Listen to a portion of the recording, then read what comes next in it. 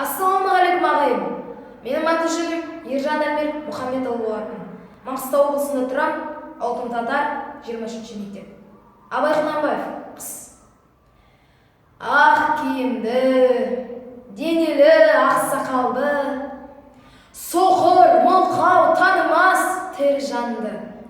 Үсті басы ақ қырау, түсі суық, басқан жері сықырлап келіп қалды. Дем ауысы үскірік аязбенен қар, кәрі құдан қыс келіп әлек салды. Ұшпадай бір күн киген оқшырайтып, аязбенен қызар ажарланды. Бұлттай қасыз алып екі көзін, басын сіргісе қар жауып мазанды алды. Борандай бұрқ-сұрқ етіп долданғанда алты қанат ағырда үй шайқалды. Әуес күліп жүгірген жас балалар, беті қолы домбығып үсік шалды.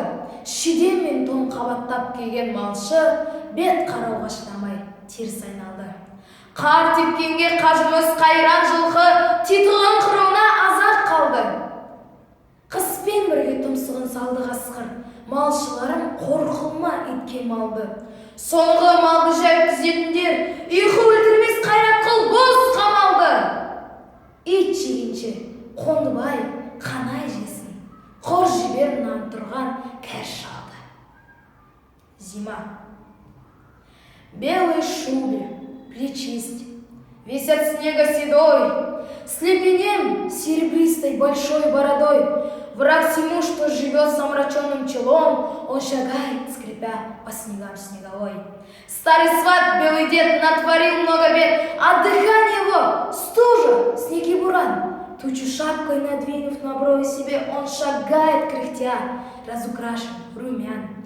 Брови грозно нависли, нахмуренный вид, головой тряхнет, скучный снег повалит. Злится он, словно бешеный старый верблюд, и тогда шестикладная юрта дрожит. Если дети играть, выбегают во двор, щиплет нос им и щеки злой рукой. В армяке, полушубке, дубленый пастух повернулся к холодному ветру спиной. Конь разбить безуспешно пытается лед, и голодный табун еле-еле бредет. Скольжат упасть волк, союзник зимы, пастухи день-ночь охраняйте свой скот. Угоняйте на новое место табун, не поспав, не умрешь, надо быть посмелее, все же лучше, чем конь. Кондыбай и Конай, деду мы не дадим пировать среди степей.